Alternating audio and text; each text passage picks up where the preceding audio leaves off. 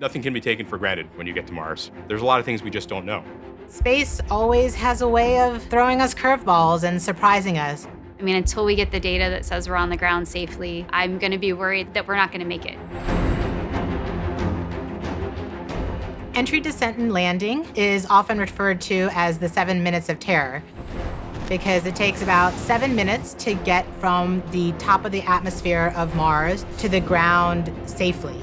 The spacecraft has to do all of this by itself. There are many things that have to go right to get Perseverance onto the ground safely. There's a lot counting on this. This is the first leg of our sample return relay race. There's a lot of work on the line. Starting about 10 minutes before atmospheric entry, we get rid of really the spacecraft part of the rover that's been supporting us. We come screaming in to the Martian atmosphere at 12 to 13,000 miles per hour.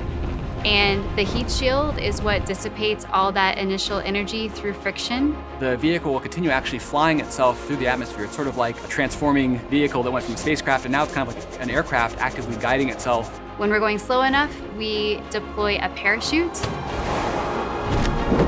the biggest supersonic parachute we've ever sent to another planet. It's critical for slowing down the vehicle. Perseverance's entry, descent, and landing borrows heavily from that of Curiosity. But fundamentally, Perseverance is a different rover. She's bigger, she has different instruments. We've added a lot of smarts on the inside to make it more capable so that it can deal with the landing site that we've given it. The science team identified Jezero Crater as basically an ancient lake bed and one of the most promising places to look for evidence of ancient microbial life and to collect samples for future return to Earth. The problem is it's a much more hazardous place to land. When you look at Jezero, all you see is danger. How do we go to a site that we never thought was safe enough to go to before? So the heat shield, which has protected us all the way through entry, is no longer necessary. We need to get that off so that we can actually see the ground. And we can see the ground in a couple different ways. Perseverance will be the first mission to use terrain relative navigation. So while it's descending on the parachute, it will actually be taking images of the surface of Mars and determining where to go based on what it sees. This is finally like landing with your eyes open.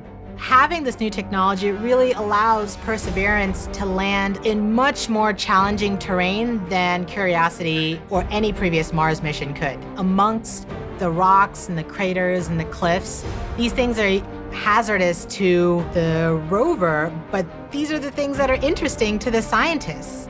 Once Perseverance has figured out where she is, we jettison the back shell and parachute and light up our rockets. Those rockets help us steer to a safe landing spot that's nearby. That descent stage takes us all the way down to about 20 meters off the ground. That's when we start the sky crane maneuver.